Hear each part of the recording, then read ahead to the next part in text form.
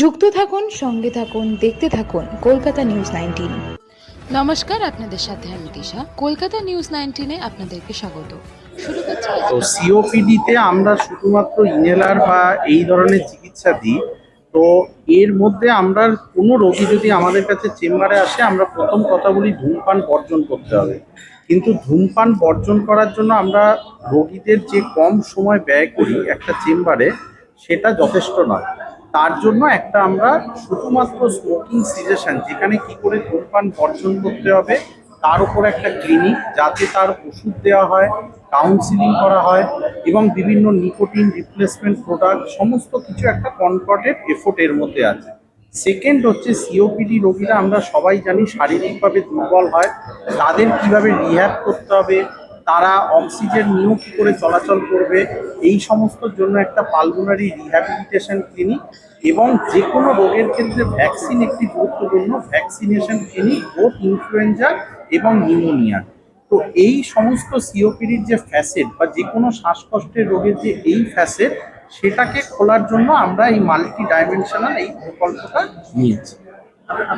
রোগ এগিয়ে এসছে, অ্যাওয়ারনেস সোসাইটিতে সব থেকে ইম্পর্টেন্ট যেটা হলো অ্যাওয়ারনেস ক্রিয়েট করাটা, সেইটা কি যতটা ভালোভাবে করতে পারবে, যত ভালোভাবে আমরা এই মানে একজন আরেকজনকে যদি হেল্প করতে পারি, ডেফিনেটলি অনেক বেটার হবে।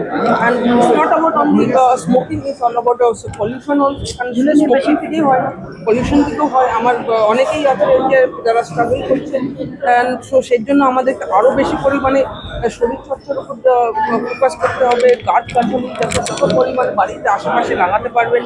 অ্যান্ড সব থেকে ইম্পর্টেন্ট, দিনে নিজের জন্য অ্যাটলিস্ট 1 ঘন্টা সময় স্পেন্ড করতে পারেন, সকাল হোক বিকাল হোক।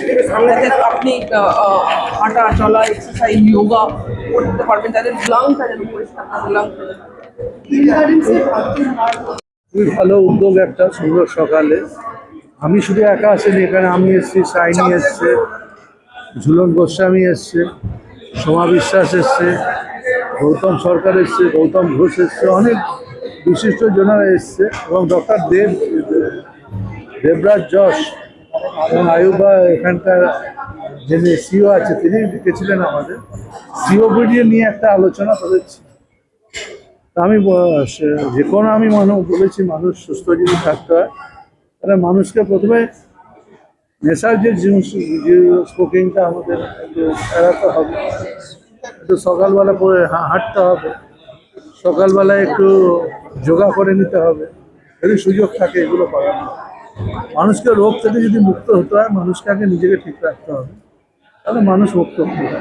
নেপালের সাথে নিজেও বহুদিন ধরে যুক্ত।